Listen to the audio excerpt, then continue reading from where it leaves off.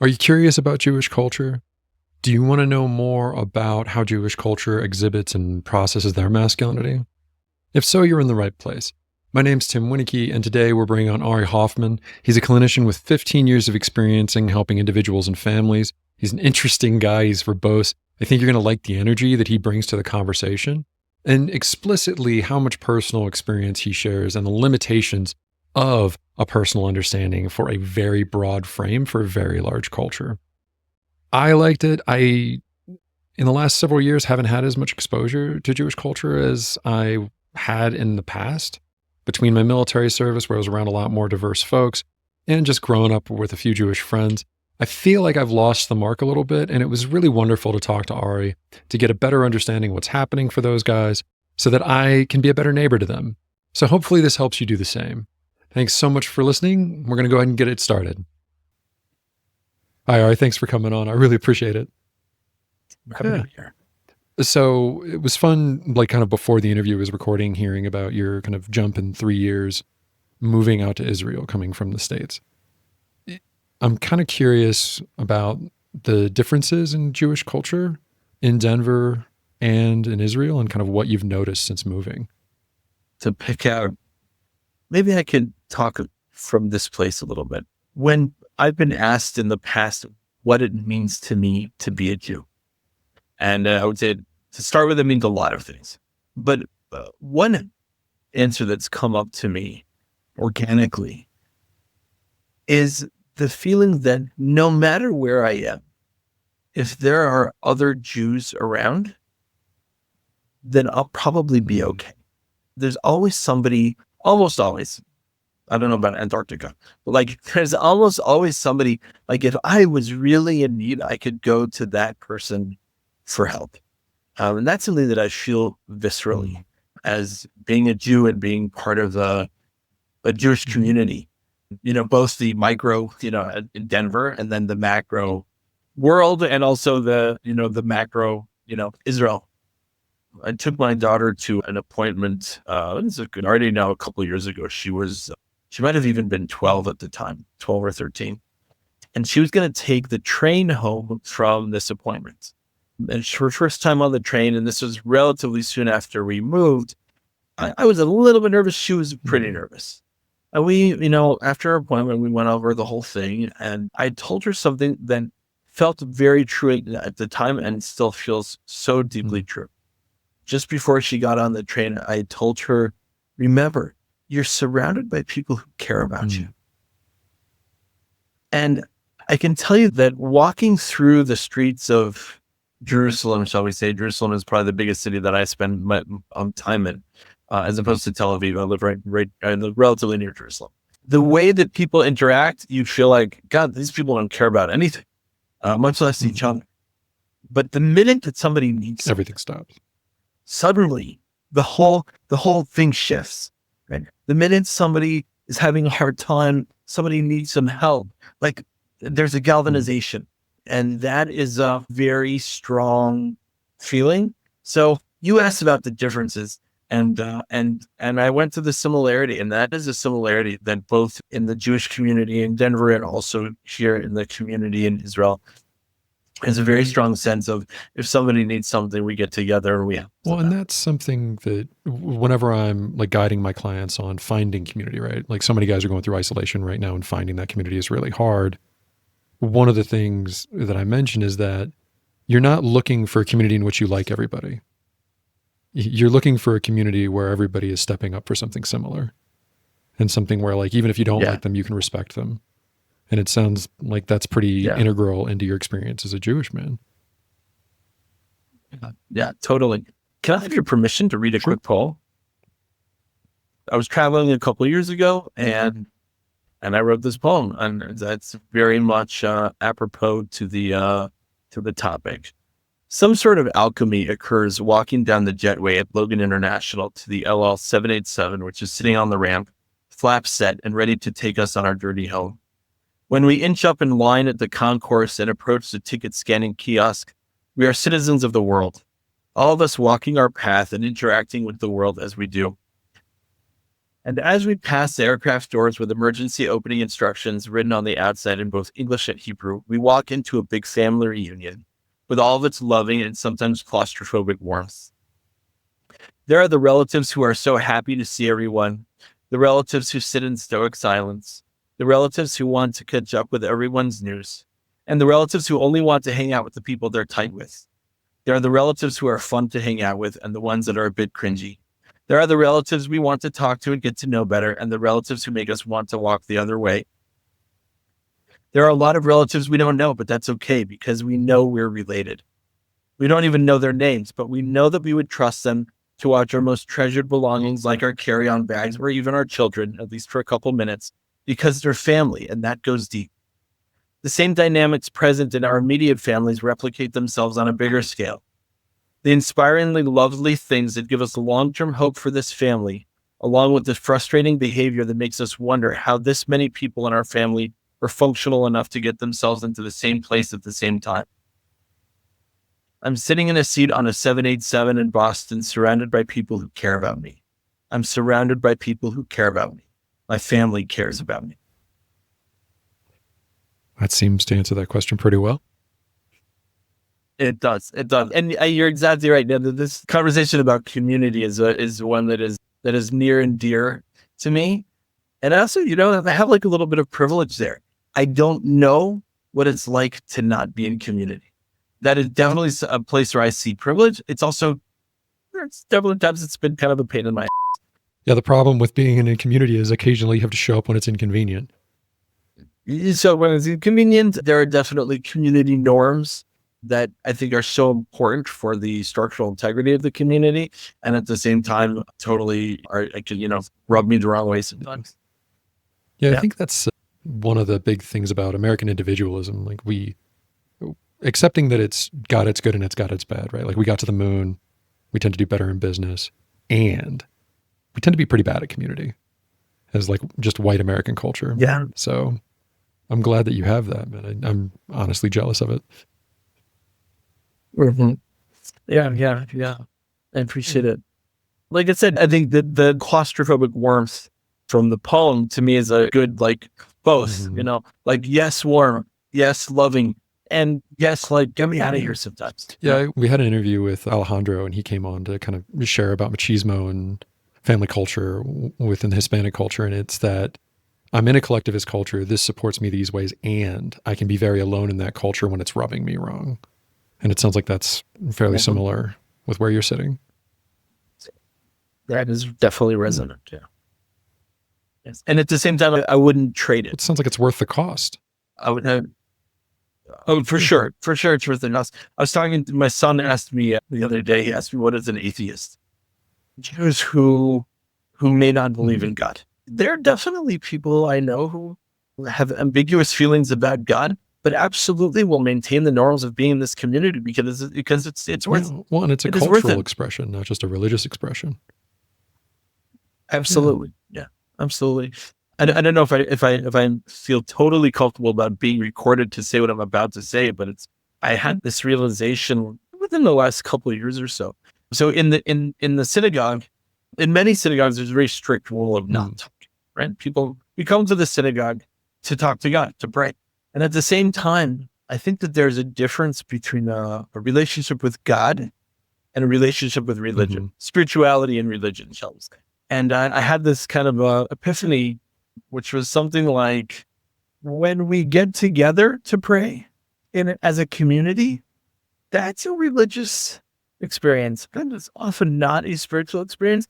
And if it's a religious experience, communal experience, we should totally talk.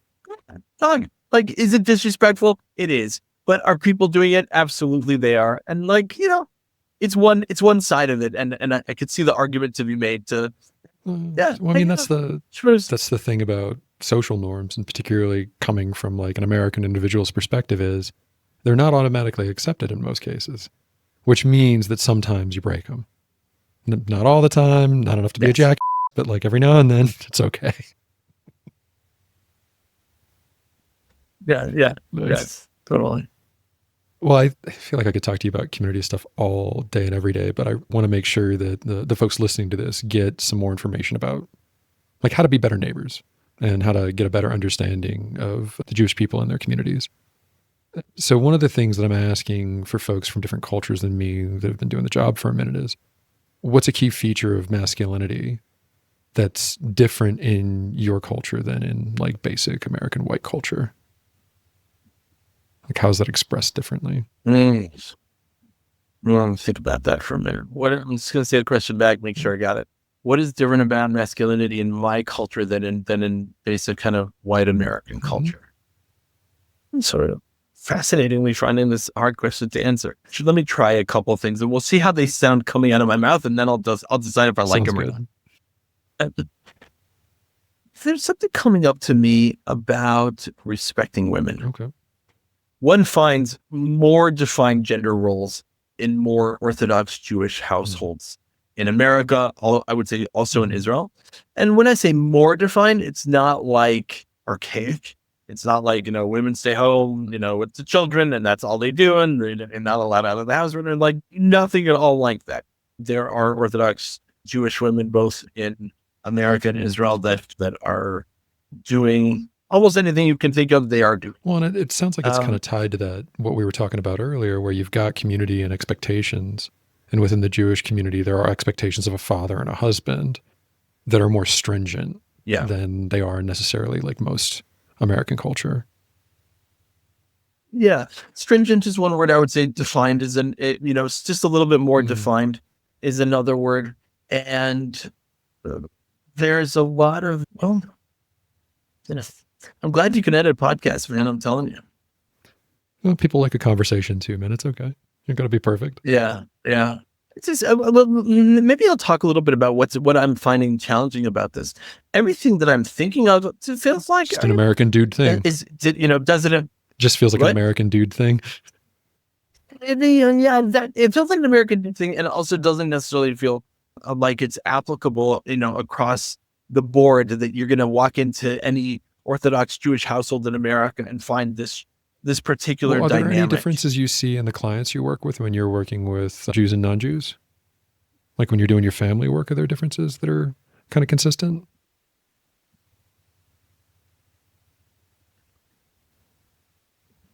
I could say this. Here's something that's kind of interesting. There are different expectations in Jewish law and Jewish custom for men and for women.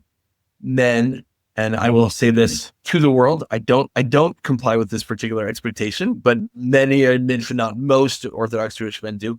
Men are expected to pray 3 times a day. Women, maybe once, and maybe that may not even be an expectation. Some people see it, some women see that as an expectation, some don't.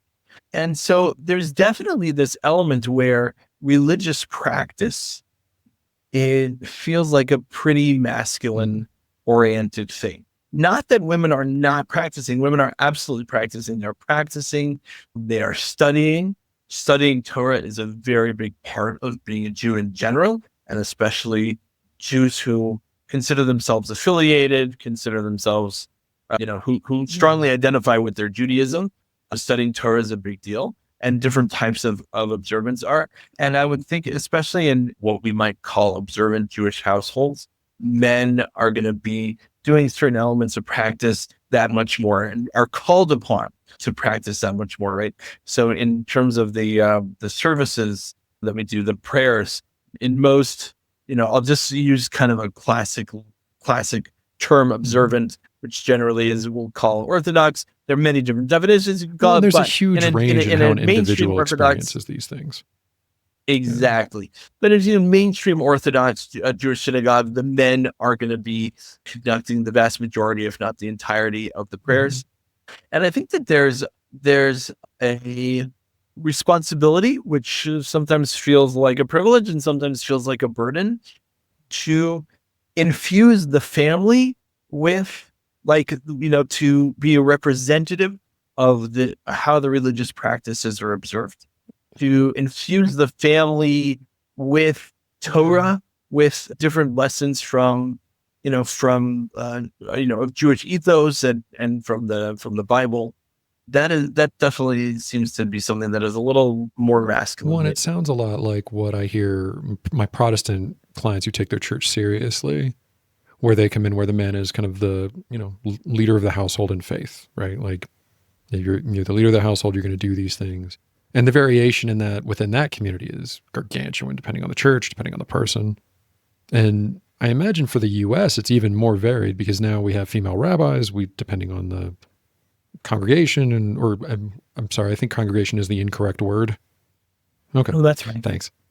And so it sounds like it's just, since it's so intrinsically tied between the religion and Jewish culture, where those lines are gets a little bit more blurred. Yes.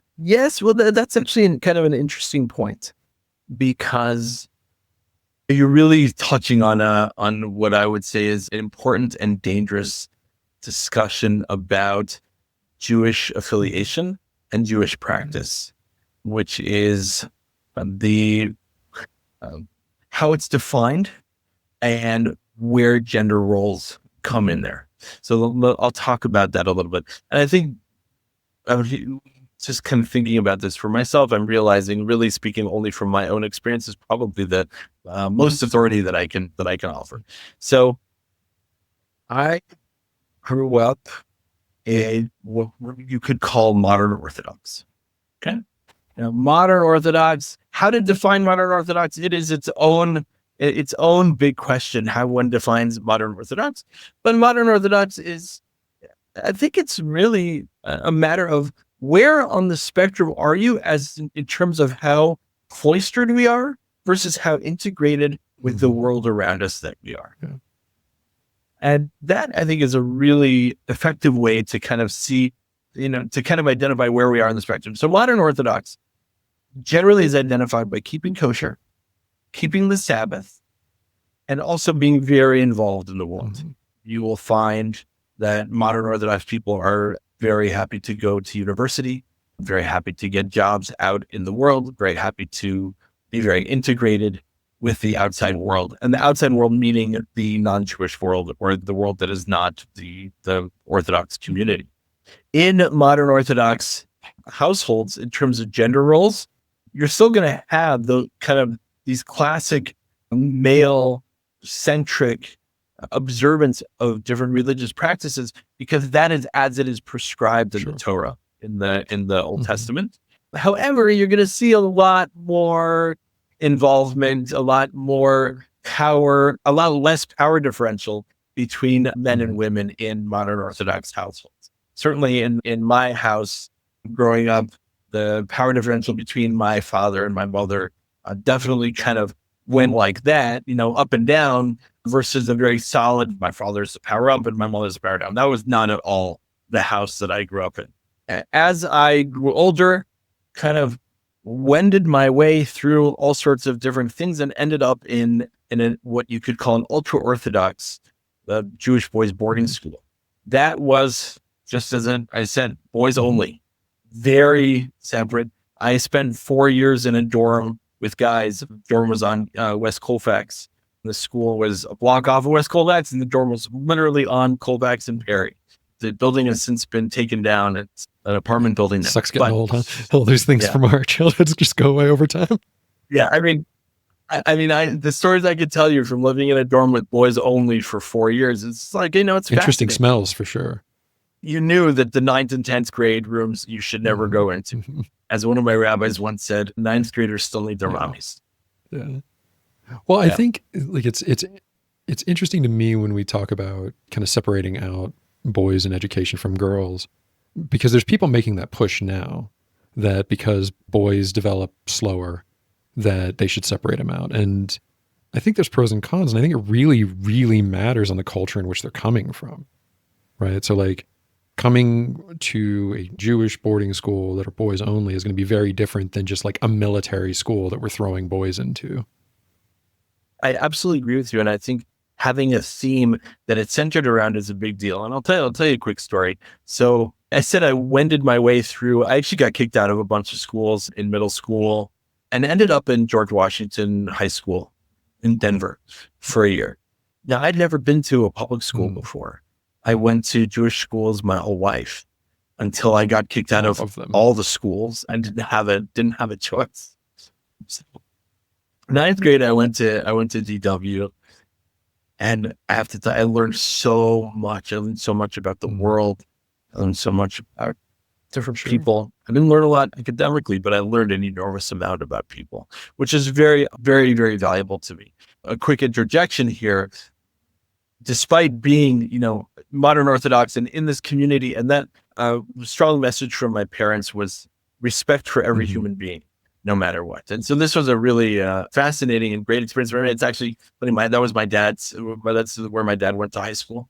Was Okay. GW. So, anyways, so I go to GW for a year, and I learned so much, and really seeing, how people my age, how the other half is Yeah. living, or really the other Yeah. 98% is living. And then immediately following that, next year in 10th grade, I go to this school. It's called the Yeshiva in Hebrew.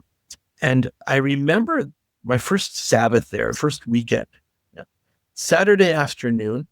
So Saturday morning we have, services, and then we have a meal, our Sabbath meal. Then Saturday afternoon, the dean of the yeshiva of the school, called the Rosh Yeshiva, the head of the yeshiva, he speaks. That's his time. He gives a 30, 45-minute lecture every Saturday afternoon going into the evening. And we're all crowded, but we're all in the study hall. Everybody kind of sitting in rows. Everybody's sitting, and the dean is a gentleman who's, I don't know, 5'5", maybe Not a 5'7", big guy. short guy, not a big guy at all. He comes in, we're all sitting down. He sits down at his place, which is all the way at the head of it's a kind of a long hall. So it's at the front of the hall. He stands up, and 100 young men who not 15 minutes before were yelling at each other and, probably fighting or whatever, doing the whole, guy Mhm. stuff. Everybody stands up in unison, in respect, sits down in unison, and you could hear a pin Mhm. drop. And coming from, not that there's anything wrong with, with the people that I got to experience in GW, but there was not that kind of uniform Mhm. respect for adults, or for certain adults anyway. And I remember seeing that, thinking, wow, Mhm. that's why. Well, Watch well, and what that's I like. All interesting. these crazy Yeah, and guys, they just all stop. these crazy teenage boys. Yeah. Yeah, it Yes, reminds me, exactly. when I was in Korea in the Air Force is when I got promoted, and a friend of mine was living out there with me, and so he was one of the only civilians that got to come to my promotion ceremony.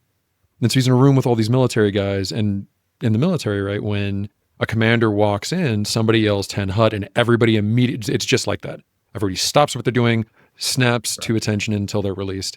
And he had never been around that or seen it before. And so I remember seeing him like jump, and like it really freaked him out to just watch all the chaos in the room, all the masculine energy just like stop. It's intense. Yes, yes. It is intense, and I think there's something so powerful about the containing and Mhm. focusing of masculine Yeah. energy like that. Well, it's Yeah. it's interesting to me because it's a debate I see my friends have. It's debates that like my clients have within themselves as fathers, is what is an appropriate amount of respect and what is too much deference from a child. Is it, you've got your Southern folks who are still like, no, it's sir, ma'am. If they're older than you, there's the respect for the age. And then there's my kind of like middle class liberal white friends and clients who are like, my kids shouldn't respect you just because you're an adult. They should be able to argue with you, and everything in between. And no one really seems to have the answer on what is best. And so it sounds like within that cultural context, it's really helpful because now it's just known by our culture. This is what happens, and there's just a security of knowledge that that's okay and it's healthy. Yes, yes. Grad school, I got my master's in couples and family Hmm. counseling. And I found myself drawn toward structural family counseling, which is Salvador Hmm. Minuchin, Harriet Ponte. And I think some of what was attractive to me about that is the way that I understood it was there needs to be a structure. There needs to be a vessel that holds what's going on, the chaos and craziness of the family, there needs to be a vessel there. And that is a way of looking at things that has stayed true for me throughout my career, and something that I definitely have conveyed countless times to families that I've worked with. So I certainly can't say that this is the truth that everybody should But it's how ascribe you to, work and how you help but people. I definitely, But it's how you work and help people. it's how I work and help people. And I think that to me, when we create a vessel, then we can get crazy within that vessel. We can get nuts within that vessel, right? But if there is no vessel, then our craziness can end up being destructive. But when there's a vessel that's clear and defined, then that can hold our chaos. Well, I think that's the struggle within individualistic culture families is a family still needs structure, but instead it's got to be negotiated from the top down. Since we don't have the cultural context of like what we're walking into and deciding what we're taking or not, we've got to build everything from the ground up. And so many guys that we have to make it up. Yeah, basically. well, and just negotiate it within the family, and that's going to be more tricky. But once it's done, I always kind of frame it for my clients as your lane and their lane, right? Like, what's your lane in the household? What's their lane in the household? How do you support each other's lanes without overcrossing? And how do you have accountability when one of you isn't doing the thing that needs to be done in that lane? Totally. Yes. Yeah, absolutely. There was one thing that I really like, which I can say honestly, I have not been strict about with my own children, but I think it really is a good thing, and I would imagine would be anathema to a lot of people maybe hearing this, is the expectation that I still do this some with my kids, that when I come home, right now I work nights, so it doesn't really apply as much because when I go home, everybody's asleep. But if I'm at work and I come home and my kids are in the house, they're doing stuff or whatever, I expect them to stop. And at the very least, they should stop what they're doing, make eye contact with me and say hello. I would say at the most, if I was being just a little bit more strict, I would have them stand up and say hello. Come and give me a hug, come and say hello, whatever. But like at the very least, stop. And again, I get that this is, for some people, this would be like still totally not okay. And that, I respect that. But for me, it's like, I'm your father. The father, my role deserves respect. Right? Just right. And so I'm your father. All right, come. Acknowledge me. That's how it is. And I appreciate that. And I feel like it maintains a little bit of that vessel that we're talking about. Well, and I think this is where the acknowledgement of status and earned status, right? Like, I'm your father. This is the house that I'm providing you. I'm the adult that's feeding you. You can stand up or say hello to me, but at minimum, you need to acknowledge when I'm here. And by the way, for women too, for moms, absolutely. I think that's just an adult-child thing for a lot of folks. And it's one of the things I struggle with being from the outside is that, when I'm hanging out with my friends and their kids don't acknowledge other people, other adults in the room, because they're just little kids in their own little bubble or whatever. It's always a little uncomfortable for me because how I was raised in like a biker, chaotic, partying household was if you were a child and an adult came in the room, you said hi. Do you know what I mean? Not even like a subservient or whatever, but like, oh, hey. Sure. Yeah. It's just like a polite thing to do when someone enters a room. Yes. Yeah, it's just you're a kid, so if you don't do it, you get whopped. Right. Absolutely. And coming back to your original question about like differences between, maybe between Jewish males versus maybe whatever one might call a standard, white American male. Maybe I'll add an Israeli element into this, which is, and even some of my own experience in kind of a little bit of a collage here. Something that was both challenging to me and an enjoyable challenge.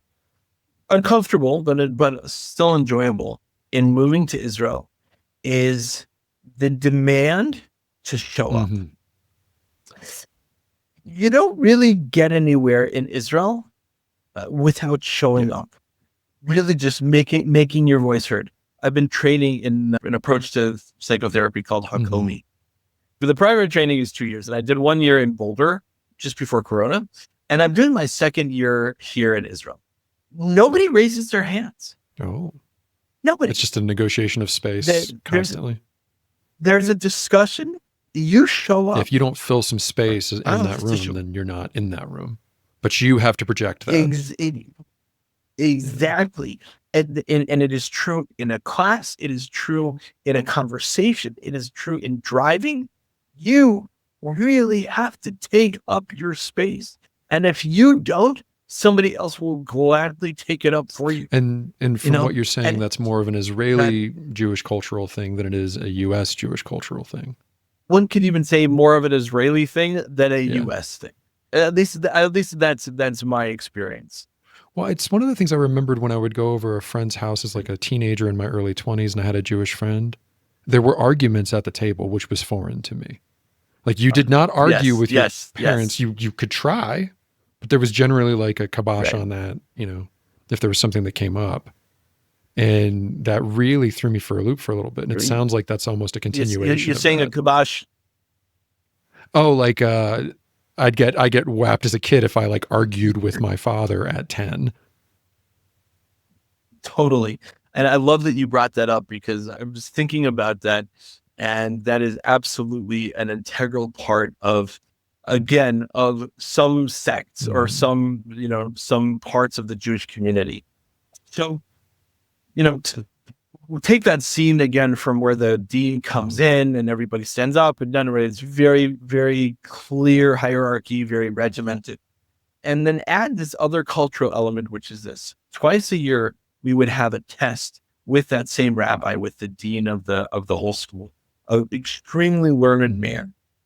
And the test was me and my study partner.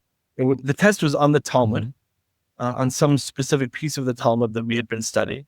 And it would be me and my study partner across the table from each other, like you and I are now, and then the rabbi at the head of the table.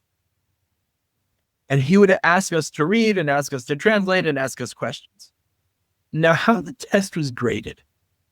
First of all, nobody ever got 100, because you can't be perfect. So that's rule number one.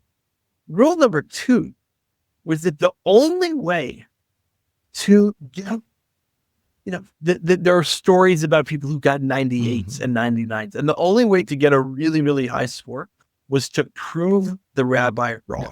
So you could out-argue the rabbi. Exactly. So there's this very strong culture within Judaism of asking questions and of arguing. So I'd say the more the more towards the observing kosher, observing the Sabbath that folks are, the more likely you are. Go to any table, usually on a Friday night, and you will hear fathers and sons yelling at each other. And you know what? And there's nothing disrespectful about it. It's just a norm and there. There's something, it's norm, and it's beautiful, and it's fun, and it's very sharpening, right? And this is really about, when I went into yeshiva, when I went into the school, we were told, we're going to learn how to think. And so much of the way that the Torah is approached and that Judaism is approached is in the process of an argument. And so, right, the arguments are generally not disrespectful, not in any way personal, right? And they are expected. I have, depending on when my study partner is in the military, he's in the military. So depending on when he's called up or not, we have a weekly study session, studying the Talmud. And it hasn't been a good study session if I didn't, if we didn't start yelling at each other at some point or another. Well, I think that's just a cultural I'll just add one more. Totally. But I'll just add one more element to that, because I think, to me, this is where the value is.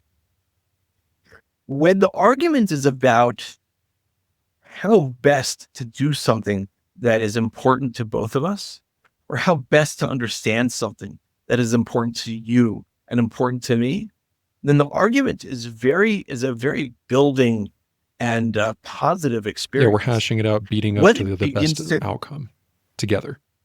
Exactly. But when it becomes personal, right, when it becomes a competition, that becomes destructive.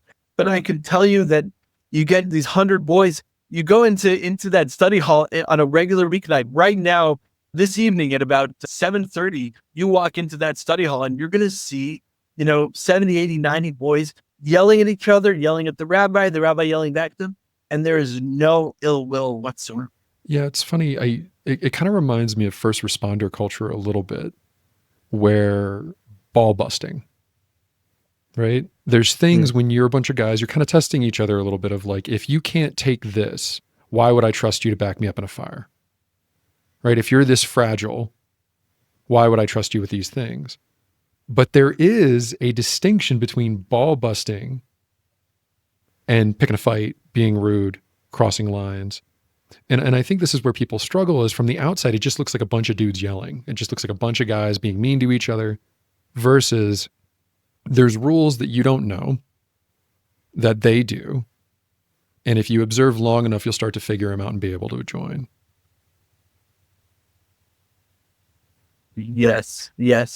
I think there is definitely that element. I actually volunteer on an ambulance once in a while as well. So I have just a little bit of that, but I think the way that I've experienced it is a lot more about we can get to the best conclusion if we bring our full selves towards getting to that conclusion. If you and I argue, let's say we're going to argue about the best approach to family therapy. Now, I might be structural and you might be experiential or something like that, or whatever, or the best way to get it done. Doesn't matter. Right? I'm going to say beer all the way. This is the right way to do it, and you're going to say no, single malt scotch all the way. Right. First of all, both there's always going to be truth to both, but when we have this shared goal, it becomes, and it is demanded of us to bring our full selves to this relationship, to this discussion. We can then generally trust that whatever came out of that discussion is really a beautiful thing. It's really this whole that is greater than the sum of our parts. Yeah. So I'm thinking a lot about if I was just on a job and I have a Jewish person I'm working with, and they're raised in this environment where, out of respect, we argue out ideas.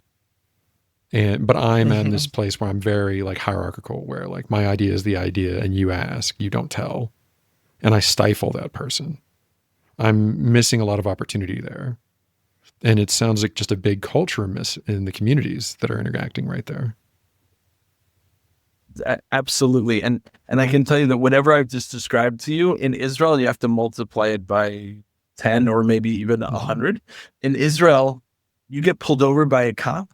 That is your opportunity to argue with the cop. This is not going to fly here. Everybody's right. Exactly.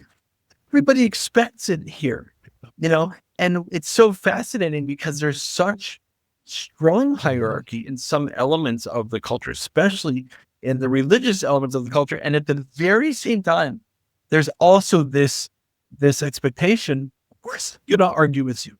Still argue with you, right? And so, yes, definitely in the scenario that you described, especially if you are the power of it, and it is very likely the Jewish guy, and I absolutely can tell you I've had this experience happen where I've seen an opportunity. Oh, this is a good place for me to throw in my 2 cents, because by doing so, we're going to get to a better outcome for all of us.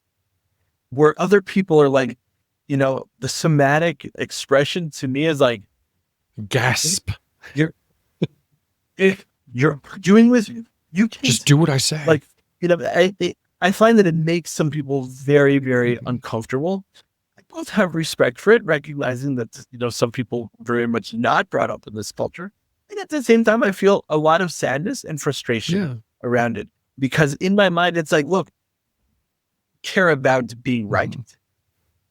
I care about the product that comes from when you sharpen my knife by arguing with me, and I sharpen your knife by arguing with you. And then we have really sharp knives, and then we can like cut vegetables, all day. Well, I think that's why it's so important. And we're coming back around to that here, particularly around like masculine space, right?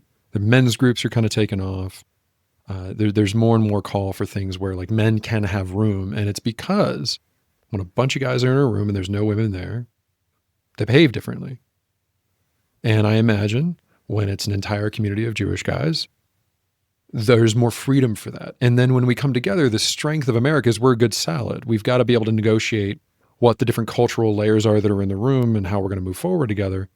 But there needs to be that space where that whole part of ourself gets to be expressed. Otherwise, that pain doesn't ever heal, because it's painful to be in a multicultural environment. You absolutely have to contain parts of yourself to function in that group. And personally, I think that gets us to some really interesting places and good things. But that balance of where's there space for me to have this part of myself is important. Yes, I absolutely agree with you. What you're talking about brought up for me a conversation that I had recently. So we recently started a neighborhood watch within the small settlement where I live. I had a shift with an acquaintance, a friend of mine, but a guy I didn't know very well before this evening, and we started talking about politics. And turns out that his approach to politics is almost a 180 from my approach to politics. And one thing that I really appreciated about the conversation was where I said something that was maybe a little bit personal, not at him, but maybe at President Trump or one of the politicians in Israel. I don't even remember who it was. And he stopped me. He said, Ari, let's focus on ideas. We don't have to talk about people. And that was just so lovely to me.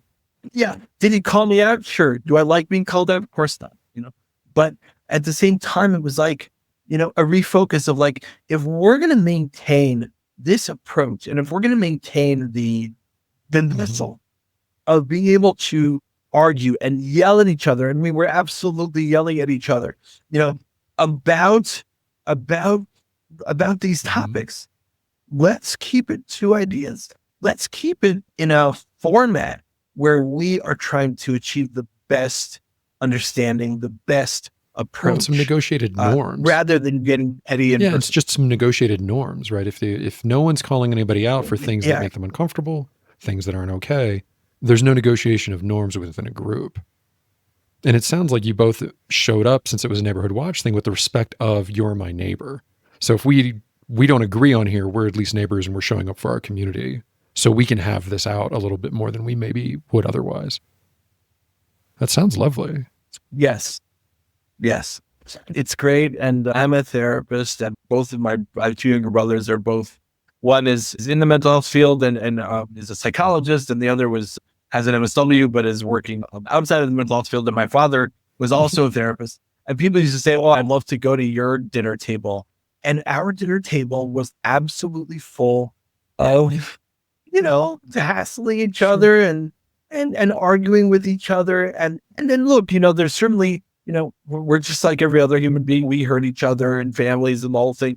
But there's definitely this element of engagement, a demand of full engagement. Show up, take up your space. Or that space won't be there for you. Yeah. I mean, I was in the family more so the space is there, but like definitely within community, show up and take up your space. We have this line that's pretty familiar. It's in the therapy world. If I can't trust your no, how can I trust your yes? And I would say in this scenario, it's a little bit the opposite. It's more like, if I can't trust your yes, how can I trust your no? If you're not going to show up, how can I trust you? Like, how can I trust what you say if you're not going to like make your presence felt a little bit? Well, I think that's a good transition for kind of one of the last questions before I just get to personal questions for you at the end.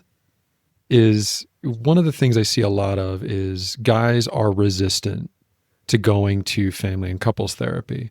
And the main reason for that is whenever I talk to guys who go, a lot of time it's this sole emotionally focused therapy push where they feel like they're just getting ganged up on by two people telling them they're feeling wrong instead of some kind of negotiated structure, tools, something that's going to help their relationship, marriage get better.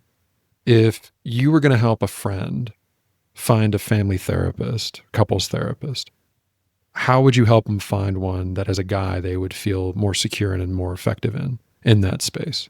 It's a question that makes me a little bit sad only because I haven't done enough of my own homework, I would say, to find the guy that or to find not only the guy, but the person.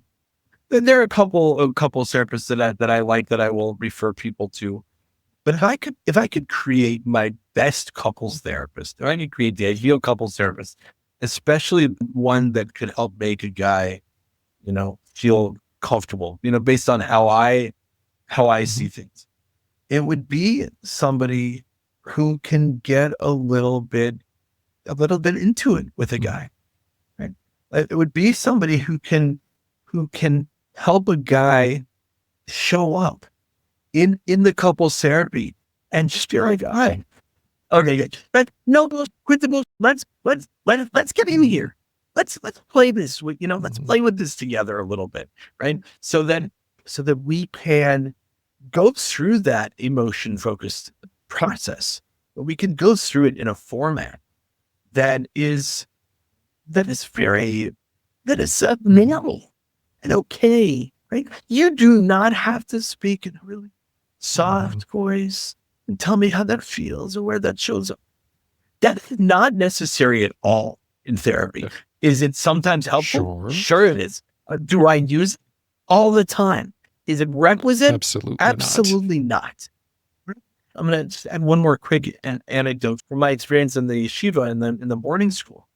The scene is a classroom, and we're discussing some part of the Talmud, right? That's really so much of this is focused around the Talmud. And if you open any page of Talmud, if you have any idea what you're looking at, you're going to see the Talmud. I believe it's 2,600 pages of arguments. Right? Arguments, stories. That tracks. Right? We didn't make this up, right? Rabbis have been doing this for thousands of years already. So anyway, we're in a classroom, we're discussing some part of the Talmud, and I raise my hand and I ask a question. One of the biggest compliments that my rabbi could say to me is this: Ari, you're asking good, but ask better. Right? What does that do for me? That says, Ari, I believe in you. Can show up, man. Yeah. Get over here. Dude, pick up your space. Do it. I believe you can do it. I know you can do it. Missed it. Yeah. And it's such a powerful thing. And so if I could create my ideal couples therapist, to support a man in his masculinity, it would be something like that. You and I are here. There's no power difference, right? I'm just a guy just like you. I just happen to have a lot of education in this area. And I'm here to support you showing up in the fullest extent that you possibly can. I want your rainbow to just blossom, right? I want your sun to shine so bright, because if your sun is not shining, what are you even doing? Your partner's there waiting for you to show up, and you're not showing up. Yes. Oh, let's do it together. Let's show up together. So somebody who's got some directiveness, some forcefulness of personality that can use that to invite yours to come out a little bit. Exactly. And can do that while maintaining empathy and while maintaining a supportive therapeutic vessel. I would say it's not an easy thing. I don't think there's anything about couples therapy that's easy, but it's a really, really beautiful thing. And I would just add a small thing there, which is, and there's an element, because this is such a theme of stuff that I work with and as a couples therapist, there's an element of helping a man show up and feel that he's showing up without having to fix stuff. Yeah. The classic line, it's not about the nails. Some people have seen that video. It's cute. It's great. It's really right to help a man be able to show up and be present, right? That you can be present and not fix things at the very same time. You can be the full man that you are and also not feel like you have to, get everything in order, right? Just to show up in your vulnerability, in your questions, in your emotions.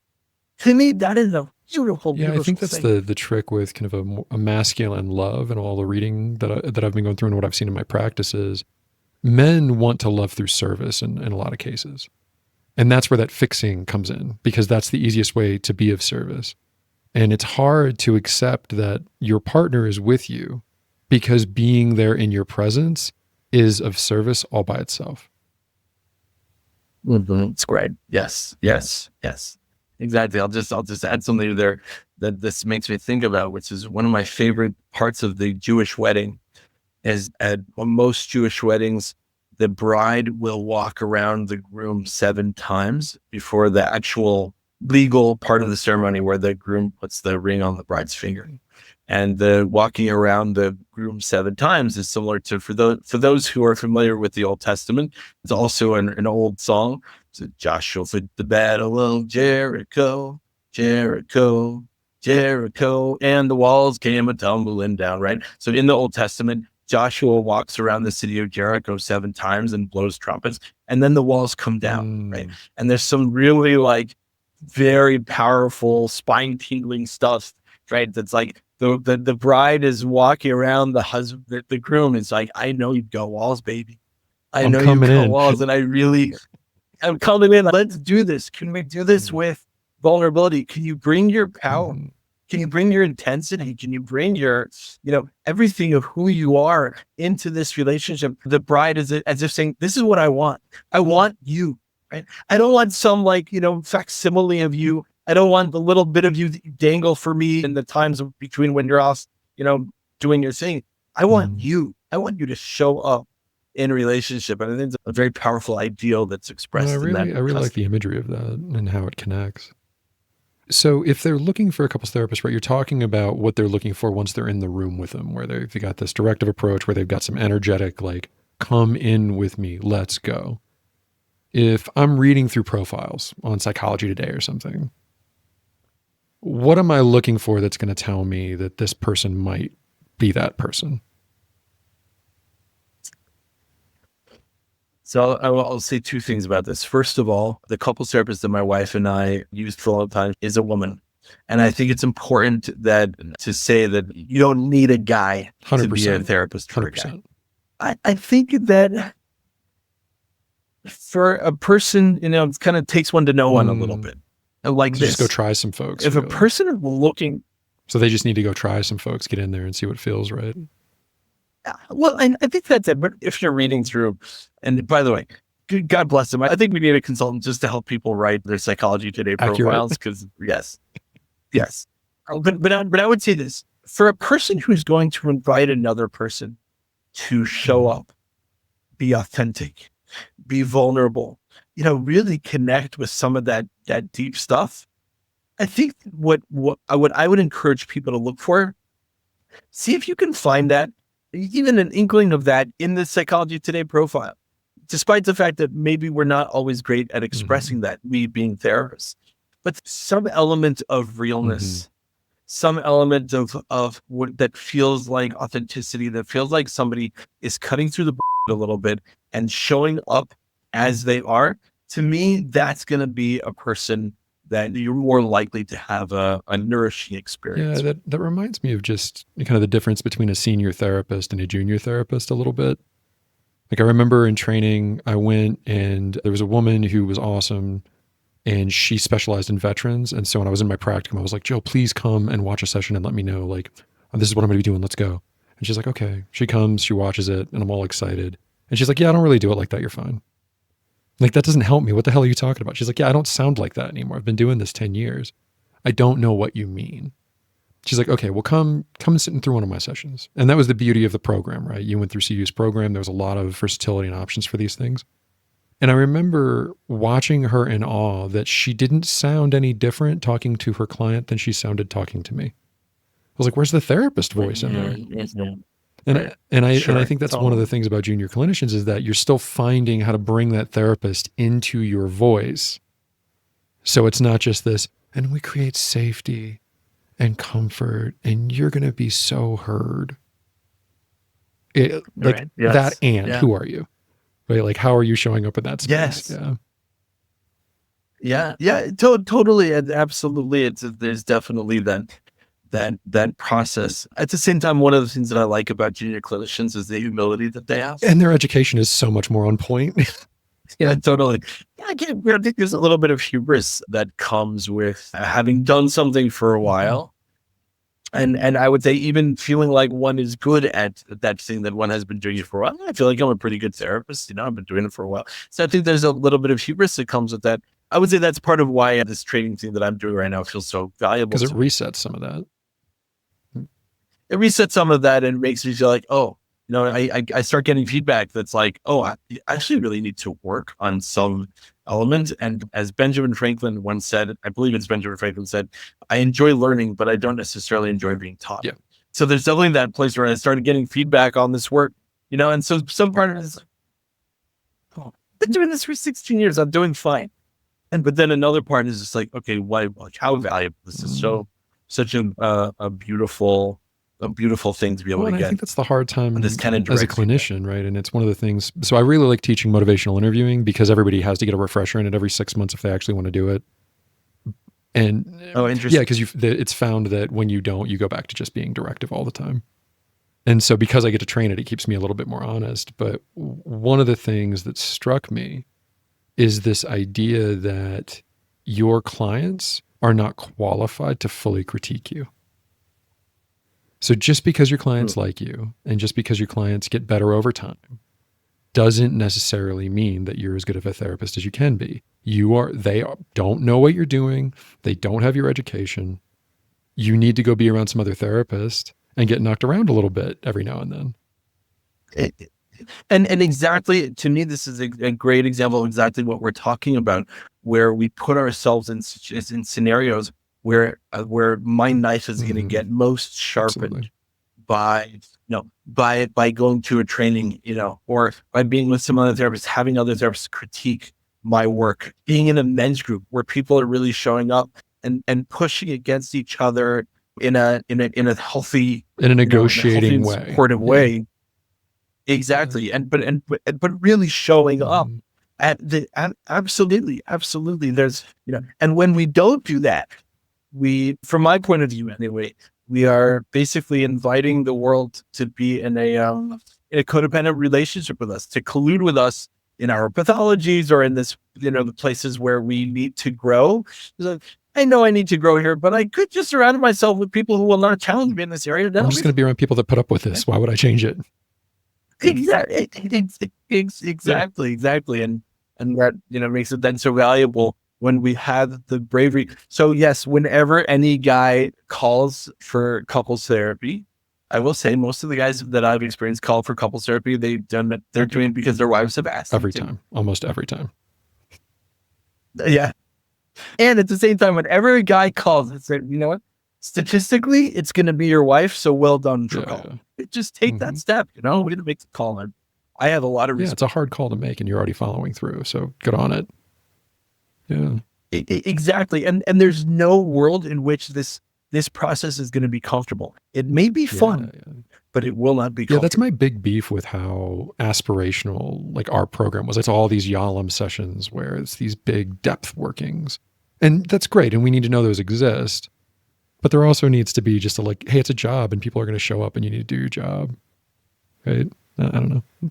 I think I've probably said that too often. So I want to respect your time too, because I know it's getting late out where you are.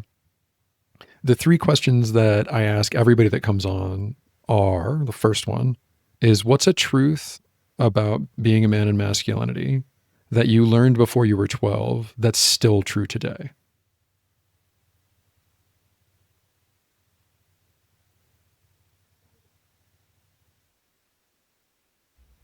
This is like totally left field, but I'm gonna tell you the first thing that came up to me. It's kind of bizarre. Get naked with other guys. All right, you gotta expound on that. Yeah.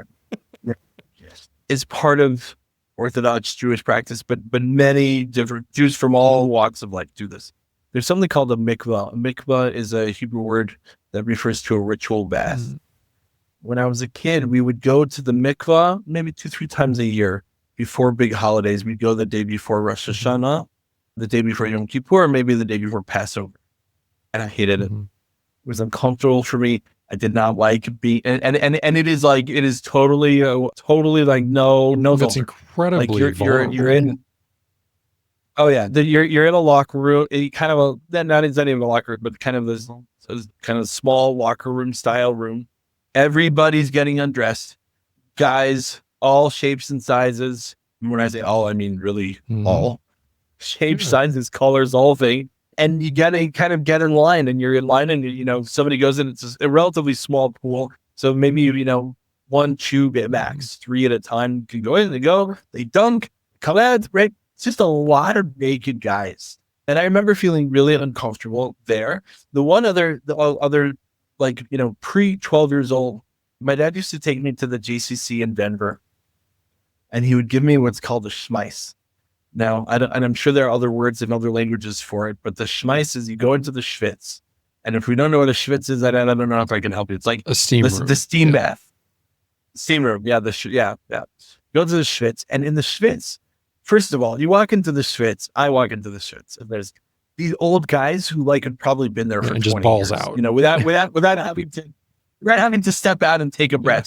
For me, I walk in there, I was like, oh, dear. But these guys are sitting in there, they're talking about this and that, and the big bellies hanging out and all that. They don't care with a damn. And my father put me up on this table, and you take the schmeiss, and the schmeiss is a big reed bundle, and you get it all soapy with hot water and soap, and he would hit me with it. And as a child, I was like, this is so uncomfortable. And as an adult, I wish I could find a place to do it here. I'm sure there are places, and I'd love to do it. What did that teach you that's been so useful in your life? Yeah, that there's something very powerful. Again, I think it's maybe kind of within the theme of just like, let's take off both the psychic and the physical. Yeah, take off our clothes. There's something that's so bare about it. It's like, we can take off, we can get rid of these boundaries. Look, boundaries are important. For sure, they're so deeply important.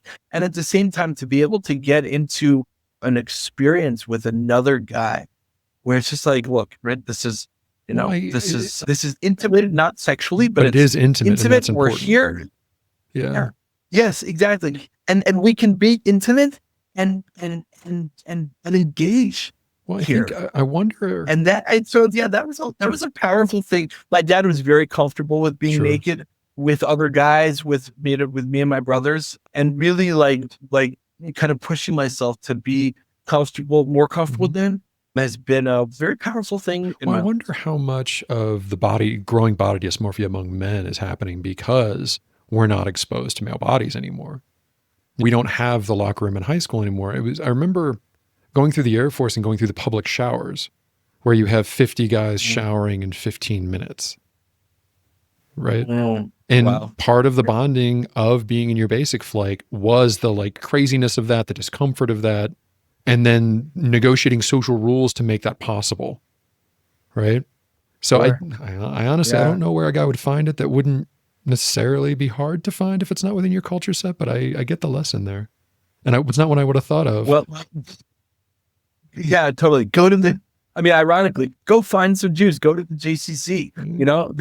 There's a bunch of naked guys sitting in the shits right now, just waiting to hit you with a reed bundle. There you are. Go get some cross-cultural exposure and don't be a dick. You'll be fine. Exactly. Yeah. It'll be so deeply uncomfortable. And I think again, these are themes from our therapy training, but to remember, being uncomfortable is not fatal. No, in fact, it's important to do anything worth doing. Yeah. Exactly. So go be uncomfortable. Try it. See what happens. It'll be fine. Makes sense to me. So the next question is, what's a time that chasing your manhood hurt you? Can you give me just a tiny bit of elucidation on what chasing your manhood means to you? So most men, we negotiate manhood, going through adolescence, in a childhood, in midlife. There are things that we try on because we know that's what a man does. And we get it wrong, or we push it too far, or those moments in time where being a man in this way did damage. And it was because I was reaching for my manhood. I was projecting into the world and trying to be a man. It just wasn't an effective way to do so. And it hurt me or it hurt somebody I care about. Basically, any time where I let my ego motivate me and guide me, most of those times have ended up in failure. So when it was just like purely seeking status in some way where your ego was being protected. Yeah, definitely. You know, I don't know if I've ever kind of defined it as seeking manhood as opposed to just seeking to feel valuable when I may not feel valuable on the inside. Having to be useful. You know, when I may have, like, to be a man is to be useful. Yeah, or just to be useful, or when I'm questioning, you know, when I have having my own self-esteem struggles. Definitely times in my life where I've identified myself based on a narrative that I think is going to get more attention or is going to get more honor or more acclaim in some way. When the only reason for pushing is I don't feel secure here. If I push here, I will. And if that's the only determination on the decision, sometimes it aims really poorly. Exactly. There was a time in my life where I would start many sentences with, and this is embarrassing to admit, but there was a time in my life I would start many sentences with, as a therapist. Yeah. And even hearing myself, like, oh God, Ari, seriously? Did you really say that? We all do, but when we do, if we're paying attention, we know we're probably wrong. Exactly. And any sentence in the, if you're looking through a Psychology Today profile and it says as a therapist, you should maybe lean away from that a little bit. Maybe ask some more questions. Yeah. So yes, I think, less for me in seeking my manhood and more about, following my ego, like you said, especially in a time where the entire purpose is just to make myself feel better. Because I'm feeling a little bit, lacking in myself. No, that makes sense. And it's one of the things I really liked Richard Reeves' books where he talks about the different things that are masculine by the numbers, and status seeking is one of them. Right. And I've never read Richard Reeves' books, but okay. I'll send you a link to him talking about it on a podcast. But it's pivotal because you can lose your masculine status, like across all cultures. Men have to earn their masculinity at some point. If it's a secure culture, there's a tradition, there's a ritual set, there's something that lets you know you're a man now. For women, it's classically when their period starts. But since it's got to be something we earn and get through, it's also something that could be taken away. And I think that's why that status drive is so integral to most masculinity. And yes. Yeah. Yeah. And it's so interesting, even this conversation, I'm really thinking about it and thinking yes, this codes for me as ego pursuit rather than specifically masculinity, but I could totally see that. I will say that once on a dare, I pulled my pants down in a street right outside of St. Anthony's Hospital. So many lessons in nudity with you. School. Right? It's gonna take off all my clothes. Beanie world. Just see me in my vulnerability. Why do I just have this image of you in 30 years being that old guy at a nudist colony now? And damn well hopes. Yeah, or at least the guy in the streets. There you go. I'm telling you, if I could have an aspiration, it would be, I want to be the guy in the streets. I'm going to have to make my voice a little like I've smoked for 50 years or whatever. It'll get there. Okay. Yeah, so come over here. Let me hit you with the reeds over here. Nice. Fair enough. And so the last question is the opposite side of that coin of, when has chasing your masculinity or looking to be masculine empowered you? I think the best thing that I can say is really, again, within these last few years living here in Israel, I've really felt, I would say this is a process that I've been on since early adulthood, but really felt it particularly acutely here, where there's the demand, really this message, Ari, it's time to stop hiding. It's time to stop screwing around. Show up. Be, a man shows up. Show up. Do your thing. Shoot your shot, man. It's here. It's here. Do it. The world is not the world's not waiting for you. And yet at the same time, the world is deficient without you showing up. but the world will also like if you don't really push yourself in there and make your presence felt, the world will continue on without you and the world will be fine, you know? And so there's something about that that really feels cool.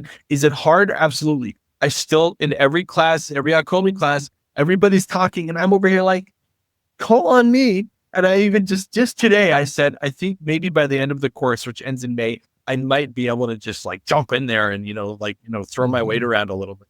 It's definitely a process, but it has been, very empowering. And I would also say, and this is, I think it's whole own podcast, but there's something about my father's death that there are, I've heard from different people in the world of philosophy and thought and even mental health talk about killing your parents before they die, right? In your mind, changing that relationship in certain ways. And I think that there's something about my father's death, which has also made some room. And I right now am in a process, which is uncomfortable and challenging, of trying to fill that space, not to fill my father's space, but to fill the space within my own psyche that has now been offered to me of like, now this space exists fully, own it, fill it up. And it is challenging, but it feels like a very proud and authentic and vulnerable process of fully owning and embracing my masculinity. Yeah, and I think that's important to acknowledge. The loss of parents is brutal.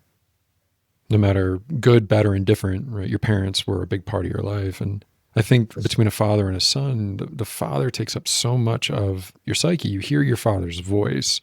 Or if he wasn't around, you hear what you imagine it to be. And so once they're gone from the world, there's pain there. I miss my father every day. And there's that room for you now, that generational handing of the torch. Now, I'm moving into that space in the world that he used to fill in some way. So, can I ask how long ago your father passed? He passed in 2021, and I was lucky enough I got to go and be there for his hospice and take care of him on his way out. Wow, it's hard. It's hard stuff. Yeah.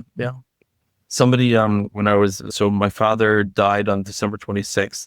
I flew in, got from Israel, got to Denver 9:00 on Monday morning. The funeral was at 1.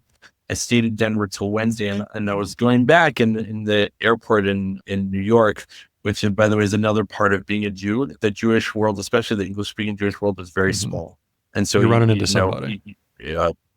You almost always somewhere, especially in New York, especially in New York, on the way going to Israel, you're going to run into people, Anyway, I ran into somebody I knew, and he told me this thing, which was actually, I felt like it was inappropriate to tell me in the moment. It was like way too soon, but it's something I've thought about a lot. He said, the hole will always be there. You'll learn to walk around it, but the hole will always be there. And definitely feeling that the kind of the waves of the grief process. Yeah, and I think you're right. And maybe I'll bother you to come on and we'll do an episode on grief. But I dislike how people frame grief as something you get over instead of something you incorporate. And there's pain there, but there's also there's positivity in accepting that the loss happens and exists, and that you miss that person and will miss that person. Yes. Yeah, absolutely. Wow, man, we went out pretty deep.